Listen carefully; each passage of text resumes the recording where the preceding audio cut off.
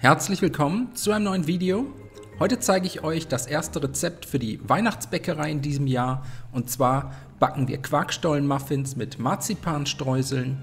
Als erstes 100 Gramm Mehl, 50 Gramm Zucker und 75 Gramm kalte Butter in eine Rührschüssel geben.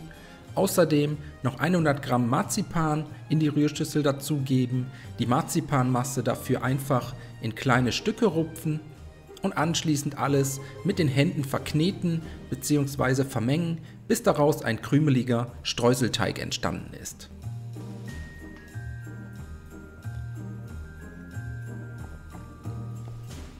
Die Marzipanstreusel danach kurz zur Seite stellen. Weiter geht's mit den Trockenfrüchten. Da habe ich zusätzlich zu den Rosinen noch 100 Gramm getrocknete Aprikosen genommen.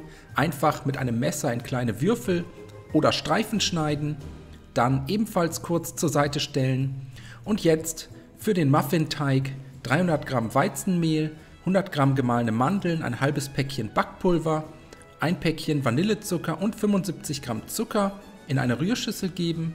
Die trockenen Zutaten einmal kurz mit einem Löffel verrühren und dann kommen noch 150 Gramm weiche Butter, 250 Gramm Speisequark und ein großes Ei dazu.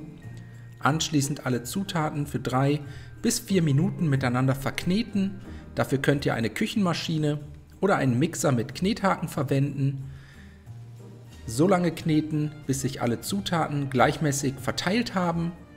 Zum Schluss noch die Rosinen sowie Aprikosen dazugeben, kurz unterkneten und dann sind wir damit auch schon fertig.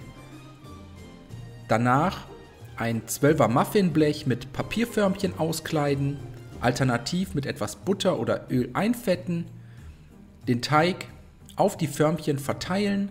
Dafür nehme ich einen Eisportionierer, etwa einen gehäuften Esslöffel Teig pro Förmchen, bis der komplette Muffinteig verbraucht ist. Und danach fehlen nur noch die Streusel, die werden einfach auf dem Teig verteilt.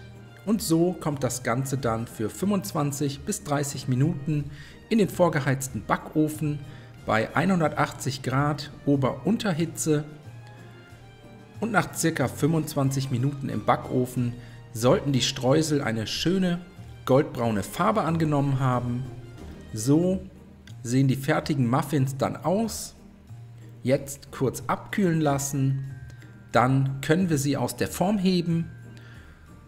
Und zum Schluss die Quarkstollenmuffins noch mit etwas Puderzucker bestäuben.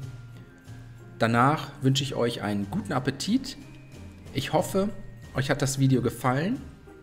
Viel Spaß beim Nachbacken. Bis zum nächsten Mal.